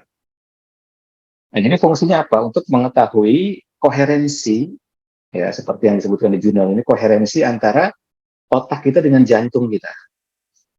Koherensi antara otak kita dengan jantung kita. Ini jantung, ini otak. Karena ketika seseorang itu lagi stres, maka antara otak dan jantungnya tidak koheren. Tidak koheren. Nah, jantung melakukan komunikasi otak dan seluruh tubuh dalam 4 cara. Ini kelihatan di sini. Neurological, biochemical, pulse wave, energetic. Ini kita pelajari semua. Makanya di metode nafas ritme ini lengkap sekali. Karena kita ada urusan dengan sistem syaraf, kita ada urusan dengan hormon, variable frekuensi, kita ada urusan dengan gelombang, ya, pulse wave, kita ada urusan dengan elektromagnetic field, listrikan dan magnet. Nah, untuk mengetahui koherensi, nanti saya demonstrasikan di pertemuan-pertemuan yang akan datang. Bagaimana koherensi diukur oleh alat ini antara jantung dan otak, dan ritme berapa yang dipakai untuk melakukan koherensi. Kalau mereka kan alatnya cuma alat aja untuk mengukur gitu kan. Kalau saya ritmenya punya pengetahuan ritme, jadi saya tinggal praktekkan ritme, lalu saya ukur pakai alat, lalu saya tinggal lihat mana yang paling besar efek koherensinya. Seperti itu. Jadi tenang aja. Jadi seperti demonstrasi tadi yang gelombang alfa gitu kan, nanti saya demonstrasikan menggunakan EMWave Pro ini. Sehingga nanti peserta tahu bahwa, oke, saya harus melakukan ritme ini. Lalu pengkondisian pikirannya harus begini, pengkondisian perasaannya harus begini. Supaya koheren antara pikiran dan perasaan. Kayak contoh begini. Saya kasih gambaran lagi. Saya share. Saya kasih pengetahuan matematika. Misalnya, ada 2 himpunan. Ya kan? A dan B. A ada nilainya 0,04. 0,04, 0,15. 0,15, 0,4. B juga ada nilainya 0,4, 4, 4, 8, 8, let's say 16, misalnya begitu ya. 16, 30, 30. Nah, yang disebut dengan irisan adalah sebuah nilai yang ada pada 2 himpunan ini. Ingat pelajaran matematika ya. Jadi irisannya berapa? Irisannya adalah 0,4. Kenapa? Karena ada di sini dan ada di sini. Ya kan? Maka 0,4 ini disebut sebagai irisan. Ini diagram Venn pada prinsip matematika. Oke, jelas sampai sini ya. Nah, kalau saya bilang begini, A adalah jantung, B adalah otak. 0,4 sampai 4 adalah delta, gelombang delta. 4 sampai 8 adalah theta. 8 sampai 16 adalah alfa, 16 sampai 30 adalah beta, di atas 30 adalah gamma. Misalnya sebelah kiri 0,04 adalah very low frekuensi di jantung, 0,04 sampai 0,15 adalah low frekuensi di jantung, 0,15 sampai 0,4 adalah high frekuensi di jantung. Sekarang kita punya dasar teori dan logika nyambungnya jantung dan otak lewat frekuensi. Karena ini satuannya hertz semua. Yang sebelah kanan satuannya juga hertz 0,4 hertz sampai 4 hertz gitu kan. Satuannya hertz semua. Nah, ini adalah teori koherensi. Ini ketika kita berhasil untuk menyatukan secara frekuensi antara jantung dengan otak. Ini di atas kertas. Nah, cara pembuktiannya bagaimana? Nanti menggunakan HeartMath ini. Menggunakan alat ini. Ini teori ini nggak ada dicari dimanapun. Ini kan seperti teori penyatuan atau nyawiji kalau bahasa Jawa. Kan kita sering bilang tuh united body, mind, and soul gitu kan. Atau nyawiji. Nah, di sini kita bisa buktikan. Dalam teori inovasi kita bisa dibuktikan. Di atas kertasnya bisa dilogikakan. Silakan screenshot apa namanya layar ini lalu kirim ke orang matematika. Benar nggak sih teori irisan kayak gini? Pasti benar. Pasti benar. Iya kan? 0,4 ini ada di kedua himpunan, maka dia menjadi angka irisan. Jadi ketika kita sedang berada pada 0,4 Hz, maka artinya kita sedang nyambung ke otak dan nyambung ke jantung. Karena frekuensi ini ada di kedua belah pihak. Seperti itu. Ya, ya. Nah, itulah kenapa saya bilang pada pemodelan di sini, ya, strategi umum, ini kita harus pelajari. Kita harus pelajari strategi umum. Tidak bisa sekedar yang penting saya udah ikut latihan mas, terus nanti saya latihan sendiri. Tidak bisa, karena pengetahuannya bisa saja belum lengkap. Maka nanti ada pelajaran mengenai cara mengalkalinisasi sel atau membuat sel menjadi pH-nya basah, gitu kan. Ada cara bagaimana membanjiri sel dengan oksigen tinggi seperti efek dari hiperbarik. Juga ada cara bagaimana melaparkan sel kanker atau membakar glukosa lebih banyak. Kalau napas juga. Cara mengakses saraf otonom, nomor 6, influencing parasympathetic nervous system, kemudian radio wave atau mengatur gelombang otak kita pada gelombang otak tertentu, yakni pilihannya adalah delta, kemudian alfa, dan gamma. Kalau beta sama theta, kita tidak perlu butuh-butuh banget, karena itu bisa diselesaikan lewat delta. Nah, jadi ini yang nanti kita pelajari di kelas khusus CA. Nah, ini pengalaman bertahun-tahun, makanya di video saya sebelumnya yang pertama itu bahwa saya waktu presentasi ini di Rumah Sakit YK Madira Palembang di hadapan dokter-dokter, ada profesor juga. Jadi kita lihat di video yang ini ya. Nah, yang pertama ini mengenai the power of stress.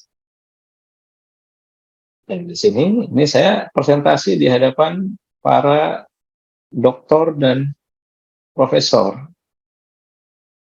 Kenapa? Ya karena cuman mereka yang nanti bisa memvalidasi betul atau tidaknya konsep atau metode ini, gitu.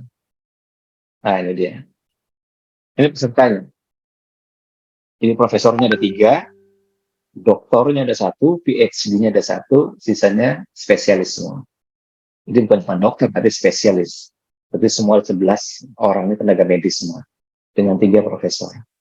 Dari jam 9 pagi, dari jam 9 pagi, sampai jam 9 malam. Kebayang kan? Dari jam 9 pagi sampai jam 9 malam. Standing applause. Nah, kira-kira seperti itu. Dan ini tidak mungkin disampaikan dalam satu saat untuk seluruh peserta, apalagi bukan apa namanya orang-orang sains atau medis gitu kan. Kita kan ibu rumah tangga atau bapak rumah tangga biasa. Maka saya buat bertahap. Maka pelatihnya dibikin 12-24 kali. Nanti bagaimana? Bulan depan ada lagi 12-24 kali. Terus saya ulang nanti selama setahun. Paling tidak diulang 4 bulan, paling tidak. Untuk membentuk kebiasaan baru yang paling minimal adalah 66 hari. Jadi kalau 21 hari, ya masih kurang. Jadi 24 sesi itu berarti kan 2 bulan. Itu bisa masuk ke 66 hari. Bisa masuk, tinggal nambahin 6 hari lagi. Dengan syarat latihan harian. Nanti diulang lagi. Sampai kita bisa mencapai 258 hari. Terserah mau latihan mandiri atau tidak setelah materinya dianggap lengkap pengetahuan yang strategi komplemennya itu dianggap cukup. Ya, seperti itu. Oke, jelas ya. Jadi intermezzonya seperti ini, 1 jam setengah. Ada pertanyaan terakhir, dalam food sequence, kerupuk yang umumnya karbo apa dimakan terakhir? Iya, dimakan terakhir. Jadi pada konsep pola makan alamiah itu, kita masih bisa makan kerupuk. Iya, kita masih bisa makan kerupuk. Gitu. Tapi tentu saja tidak berlebihan. Gitu ya. Jadi, ya apa ya, ibaratnya kita menghadapi sesuatu itu dengan ilmu saja. Maka sering-sering saya bilang, saya tidak memposisikan glukosa itu sebagai makhluk terkutuk atau makhluk jahat. Nah, glukosa itu sumber energi. Saya kasih ilustrasi seperti halnya orang ngisi bensin, ya berarti kendaraannya harus dipakai, bukan isi bensin lalu parkir. Berarti kalau dia sering isi bensin, parkir, dia salah, nggak ngerti apa itu sumber energi. Iya kan? Dia isi bensin kok motornya atau mobilnya diparkir. Lalu setelah itu dia jalan lagi ke bensin, isi bensin lagi bang, terus dia parkir lagi. Jadi kalau sehari dia isi bensin 2-3 kali, ya nggak masalah selama kendaraannya dipakai. Itu aja logikanya kan. Jadi kalaupun kita makan, ya nggak apa-apa gula darah naik, dan pasti naik, nggak mungkin nggak naik. Yang penting kita ngerti gimana cara bakarnya, lewat olah nafas, lewat cara-cara ya, lewat cara olah nafas. Mungkin lewat cara latihan es, mungkin lewat cara olahraga, mungkin lewat cara pengaturan makan, mungkin lewat cara meditasi. Yang penting kita ngerti cara bakarnya, iya kan? Kalau kita ngerti, ya kita nggak perlu parno dengan kenaikan glukosa setelah makan, dan pasti akan naik. Nggak mungkin nggak naik. Karena saya sering menjumpai ada peserta yang, dan ini banyak, agak aneh juga, gula darahnya 2 digit. Berarti let's say 80-an gitu kan. 9 bagus lah. Tetapi dia selalu stres setiap kali pengen makan. Terus saya tanya, kenapa ibu stres? Gini mas, saya begitu puas ini badan saya enak. Kalau saya bawa puasa misalnya 20 jam, katakanlah badan saya itu enak. Tapi begitu mau fase berbuka, saya langsung mikir, saya harus makan apa? Kalau saya makan ini gulanya ketinggian, saya takut. Kalau saya pengen makan ini gulanya ketinggian, saya takut. Saya makan begini gulanya ketinggian, saya takut. Jadi akhirnya dia tanpa sadar, dia ketakutan untuk makan. Coba bayangkan, ketakutan untuk makan. Bahkan menentukan apa menunya pun dia ketakutan. Karena takut gula darah terlalu tinggi. Saya jelaskan, ibu kalau ngisi bensin, kira-kira mobilnya dipakai atau diparkir? Dipakai, ya udah. Apa masalahnya isi bensin? Makan aja. Tapi nanti naik, ya pasti naik. Nggak mungkin habis makan gula darah turun, nggak mungkin. Pasti ada masalah kalau gula darah turun, pasti naik. Tinggal dibakar. Maksudnya gimana mas? Jadi dibakar, ibu bisa lewat jalan kaki, ada jurnalnya, 10 menit jalan kaki setelah makan menurunkan glukosa postprandial. 10 menit jalan kaki setelah makan menurunkan glukosa postprandial. Terus gimana lagi? Caranya adalah uncang-uncang kaki. Uncang-uncang kaki itu, ini selagi duduk nih ya, saya jinjit, turunkan. Jinjit, turunkan. Jinjit, turunkan.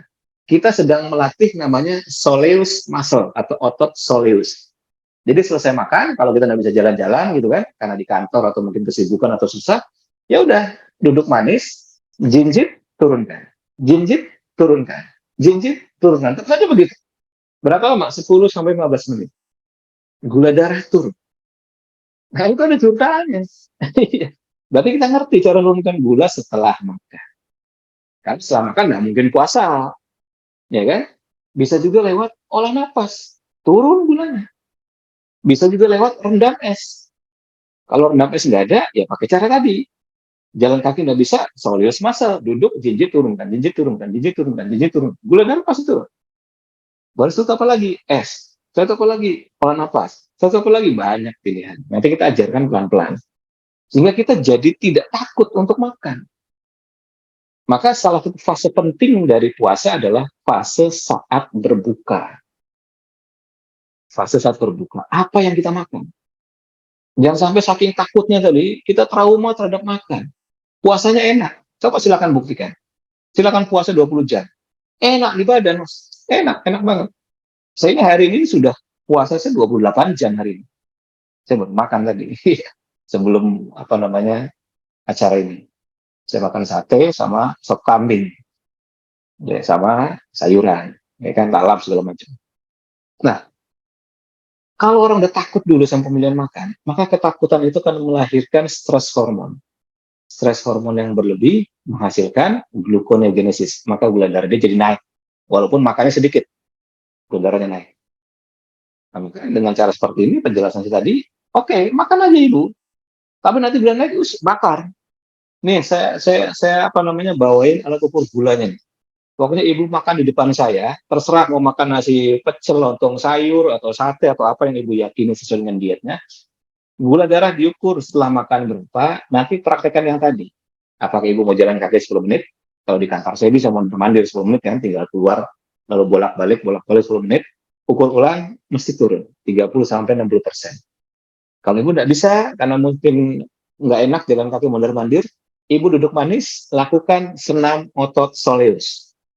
Otot soleus. Jadi ejaannya begini. Ya, saya bisa lagi ya.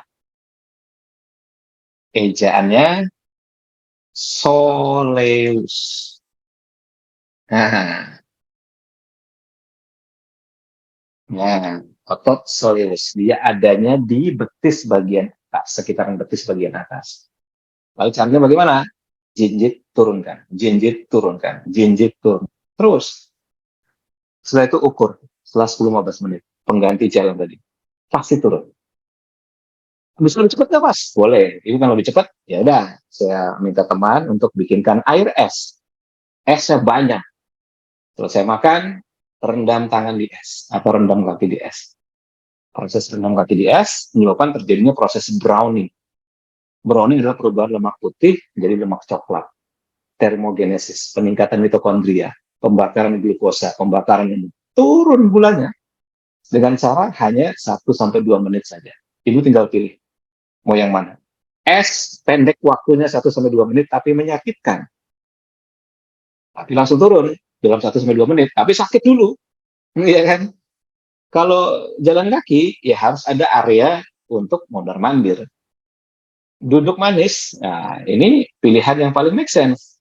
Tinggal jinjit turun, jinjit turun, jinjit turun, soleus masuk, otot soleus. Baru dia sadar di situ. Iya ya, selama saya ketakutan, iya ketakutan. Wong ibu makan kok berharap gulanya turun sih gimana? Nggak mungkin, orang makan pasti gulanya naik. Tinggal dibakar aja gulanya. Itu kan gula darah sewaktu. Nggak masalah, glukosa postprandial. Silakan aja mau dari pola makan untuk mengurangi glukosa postprandial atau dari gerakan-gerakan tadi, aktivitas tadi. Udah setelah itu hidupnya happy dengan diet apapun yang dia jalani. Seperti itu. So, ini gambaran supaya cara kita memandangnya itu dengan pengetahuan, dengan ilmu, kemudian menyenangkan dan menyehatkan. Jadi kita nggak melulu membicarakan cancer itu sesuatu yang stres gitu kan. Wah, yang serem, wah ini segala. Udah, kita bikin happy aja.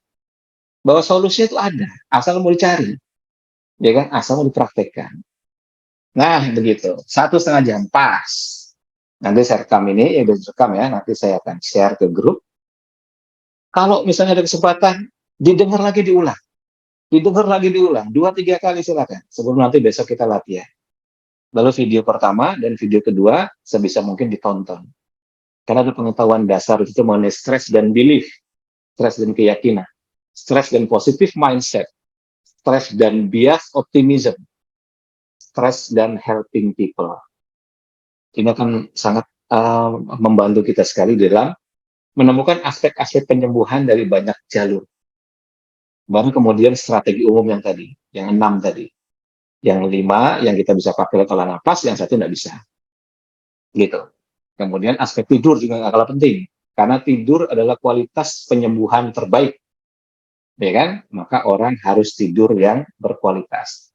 Cara mengujinya bagaimana? Ya mau nggak mau harus pakai alat ukur untuk sleep tracker. Saya pernah posting di video saya, ada beberapa smartwatch yang bisa dipakai yang cukup bagus untuk tracking sleep tracker. Tinggal sesuaikan saja kalau bisa butuh. Tapi kalau setiap hari tidurnya bagus, oke, berarti bagus. Untuk mereka yang kualitas tidurnya bagus, perhatikan, beli alatnya murah sekali. Itu di bawah 500.000 lah. Rata-rata itu sudah cukup. Ya, walaupun akurasinya mungkin sekitar 70%, tapi buat saya itu sudah cukup untuk mengetahui kualitas tidur kita. Malam kita dapat deep sleep berapa persen, dapat deep sleep berapa menit atau berapa jam, dapat light sleep atau REM sleep berapa menit. Seperti itu. Karena tidur itu penting sekali. Lalu tidak perlu takut dengan glukosa. Dia bukan makhluk terkutuk, bukan makhluk jahanam, bukan makhluk yang penyebab penyakit. Dia adalah sumber energi. Dia ibarat bensin. Kita tidak bisa menyalahkan bensin. Yang kita salahkan adalah cara kita memperlakukan kendaraan. Jika kita isi bensin lalu parkir, lalu isi lagi, lalu parkir lagi, ya salahmu dewe. Udah tahu namanya kendaraan kok diisi bensin parkir, isi bensin parkir. Ya sama aja makan tidur. Habis makan nggak beraktivitas tidur. Ya lama-lama stres sendiri, baik kendaraannya maupun pemiliknya. Iya kan? Ya selama kita dipakai bensinnya, kendaraannya oke, nggak ada masalah.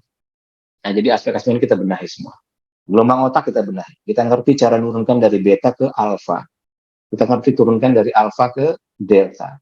Kita ngerti cara naikin dari alfa ke gamma dan seterusnya. Nah, seperti itu. Oke, seru ya. Jadi nggak sederhana gambaran, wah ini apa namanya ada ritme pamungkas, nggak ada. Kita belajar pengetahuan satu persatu tadi mengenai glukosa dulu, beresin, termasuk miskonsepsi, ketakutan, khawatiran, overthinking, trauma. Bayangkan saja. Saya yakin kita pasti pernah mencoba ada orang yang pengen makan aja bingung. Ya, harus pengen makan aja bingung. Karena kita dapat informasi bahwa glukosa itu adalah penyebab penyakit. Glukosa adalah sumber segala macam bahaya gitu. Iya. Jadi kita pengen makan aja bingung. Milih menu aja bingung. Pasien CAC di sini ada namanya, ini saya share sedikit, ini lucu sekali kejadian. Saya pun ya takjub lah dan salut sekali sama salah satu pasien ini. Ini saya tunjukkan. Ini menarik saya. Saya share. Nama pasiennya adalah Ibu Mary. Ini yang sebelah kiri ya, sebelah kiri. Ya, sebelah kiri. Usianya 74 apa 75. Ya. Beliau divonis CA. Waktu di Australia, lagi liburan sama anaknya, periksa mereka check up, vonis CA. Selanjutnya nggak tanggung-tanggung. Lalu kemudian beliau enjoy, easy going. Ya, namanya orang mati sih pasti mati aja panggung. Gitu. Nggak usah karena CA juga bisa mati. Saya bisa kesandung, ketabrak atau apalah begitu kan, keracunan juga mati gitu. Bukan karena CA, jadi dia easy going aja. Makan tetap wajar, dijaga. Makan dia biasa aja, ada bolu dia makan. Tapi pikiran dijaga betul untuk terus happy saja. Latihan di sini sudah 3 bulan. Sudah 3 bulan dan terus lanjut. Dan dampaknya adalah happy. Karena happy, maka tertekanlah sel-sel itu. Nah, tinggal pertanyaan seberapa bisa orang itu menjaga kebahagiaan dirinya hari demi hari. Hari demi hari. Jadi, begitu saya jelaskan konsep ini, beliau setiap kali datang itu selalu bawa oleh-oleh. Bu, kenapa boleh oleh? Karena saya pengen menyenangkan orang. Kan Pak Agung bilang, stress and helping people. Kemudian stress and bias optimism. Stress and positive mindset. Kan menganggap sesuatu sebagai bagian yang menyenangkan dan menyehatkan. Mungkin tidak menyenangkan buat saya. Tapi selama itu bisa menyenangkan buat orang, kan ada jurnalnya. Udah pinter. Pinter sekali beliau. Bisa balikin omongan saya. Tapi saya senang. Jadi setiap kali datang itu, wah bawa apa aja. Pak Agung, ini saya bikin apa namanya jus strawberry. Saya bikin sendiri nih. Wah, ya saya minum aja. Wah enak sekali Bu. Ini organik. Saya beli. Ini saya dikirim anak saya dari Australia juga ada. Bahannya saya beli semua organik. Datang lagi ke sini bawa cemilan, bawa kue, bawa bolu. Yang bikin sendiri. Bikin sendiri bolunya itu luar biasa. Ya saya makan aja. Makan bolu nggak ada masalah. Mas kok nggak takut gulanya naik? Ibu nggak takut loh. Kita ngerti cara bakarnya kok. Begitu bolu masuk kita telan, kemudian naiklah glukosa, bakar aja. Selesai kan? Nggak ada masalah. Kosongkan lagi penampungan glukosanya. Gitu. Jadi semangatnya luar biasa, easy going. Easy going. Tidak pernah ketakutan terhadap makanan. Tetapi rasional dan melakukan ikhtiar. Rasional dan melakukan ikhtiar. Itu aja yang dilakukan. Terus. Napas, es, apa segala macam. Setiap hari latihan di sini. Boleh kalau ada yang mau main-main ke sini, yang ikut kelas di saya itu, kita ketemuan, kita ngobrol. Mendengar sendiri langsung dari pelaku gitu kan. Orangnya luar biasa semangatnya. Karena buat saya begini, oke, orang bisa semangat di hari pertama. Bisa. Sekarang dengar penjelasan saya gitu kan, semangat. Besok masih teringat semangat. Tapi mempertahankan 3 bulan, nah itu tidak bisa dilakukan kecuali memang teguh hatinya, memang teguh hatinya. Kalau enggak, kita sangat fluktuatif sekali. Nah, maka saya berinisiatif untuk membekali Bu Mary dengan semua pengetahuan saya miliki penjelasan-penjelasan tadi. Bu Mary, ini pengetahuan begini. Nanti ibu di bulan kedua belajarnya begini. Nanti bulan ketiga tambah belajarnya begini. Kok nggak bisa langsung di bulan pertama mas? Nggak, kok nggak ini, nggak ngewadah. Pasti nggak ngewadah. Kalau terlalu banyak malah pusing. Pokoknya satu dulu konsisten 21 hari, kita step berikutnya. Konsisten 21 hari, kita step berikutnya. Jadi pembentukan neuroplasticity itu benar. Terus begitu. Sehingga nanti punya senjata. Kalau kesulitan, lakukan begini. Kalau kesulitan, lakukan begini. Kalau nanti ibu merasa greges begini-gini, naikkan pH-nya. Caranya ngerti. Ibu terlalu stres, banyak pikiran karena anak itu segala macam, turunkan gelombang betanya menjadi gelombang alfa, ibu caranya ngerti. Habis makan gula darah naik, turunkan gula darah sewaktunya atau glukosa postprandialnya dengan caranya seperti ini. Ibu ngerti. Terus begitu. Jadi maka benarlah pepatah, banyak ilmu, ilmu menjaga kita. Jangan membuat kita banyak ilmu jadi ketakutan. Jadi ketakutan. Tapi justru harus lebih tenang.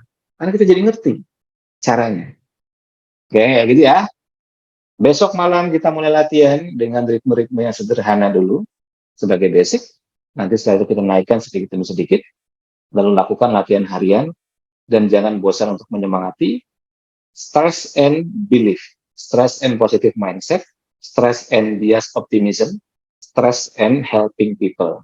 Itu dilakukan every single day. Caranya bagaimana? Ketahui momentum datangnya takdir kebaikan itu pada kita. Contoh seperti tadi saya bilang, lagi buka-buka handphone, misalnya gitu ya, misalnya saya lagi buka Facebook, wah lagi terus saya buka Facebook. Kalau saya buka Facebook, tiba-tiba muncul di timeline, ada teman kita mau operasi, kelihatan kesulitan, kurang biaya, misalnya gitu. Nggak pakai pikir panjang, berapa nomor rekeningnya? Transfer. Ya tentunya rasional, sesuaikan dengan kemampuan.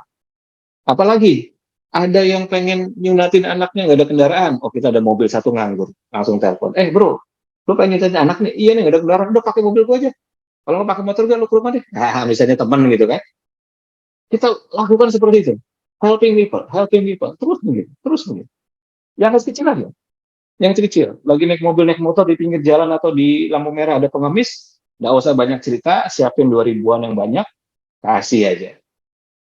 Mas, nanti itu dipakai buat ngerokok, wes bukan urusan kita, itu urusan dia sama Tuhan. Urusan kita adalah sedekah. Udah itu aja. Setelah itu putus. Nggak ada urusan kita. Mau orang itu dipakai duitnya sobek-sobek ya, terus biarin aja.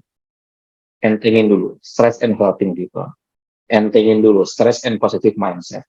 Entengin dulu, stress and short stressor, supaya kita tidak bias optimism. Karena bias optimism terjadi ketika stresornya permanen, persisten, terlalu berat, terlalu tinggi, terlalu kuat. Maka pecahlah menjadi stres-stres yang kecil. Nanti itu kita praktekkan strateginya lewat latihan cancer ini. Kita pecah stres yang besar itu menjadi stres-stres yang kecil supaya kita bisa selesaikan. Begitu. Strateginya begitu. Supaya nanti kita dapat solusi untuk menyelesaikan masalah yang besar. Kemudian stress and belief. Kuat dulu keyakinan. Dan saya yakin sebagai orang yang beragama gitu kan, kita punya Tuhan. Maka keyakinan kita terhadap Tuhan harus lebih kuat dari segalanya. Maka sering saya bilang, seperti yang pernah saya posting ya. Nah ini saya tunjukin lagi ya. Seperti yang posting di grup Facebook saya. Nah ini dia. Saya share lagi. Terakhir ya. Ya, ini adalah tahun baru 2023. Jadi hari ini harus lebih baik dari hari kemarin. Dan hari esok harus lebih baik dari hari ini. Lebih baik kita dicatat sebagai orang yang sedang berjuang daripada dicatat sebagai orang yang sedang meratapi nasib. Mas, berjuang lalu mati. Ya enggak apa-apa, Tuhan kita tahu. Kita akan dikumpulkan sebagai orang sedang berjuang. Karena yang meratapi nasib mati banyak. Ya, yang meratapi nasib cancer kemudian mati banyak. Yang berjuang untuk menuju kesembuhan, kemudian mati pun ya banyak juga. Tapi kita ada di golongan yang mana? Pertanyaannya kan begitu. Nah, mudah-mudahan kita ada di golongannya orang-orang sedang berjuang. Oke ya, kita ketemu besok malam. Assalamualaikum warahmatullahi wabarakatuh. Selamat malam semua.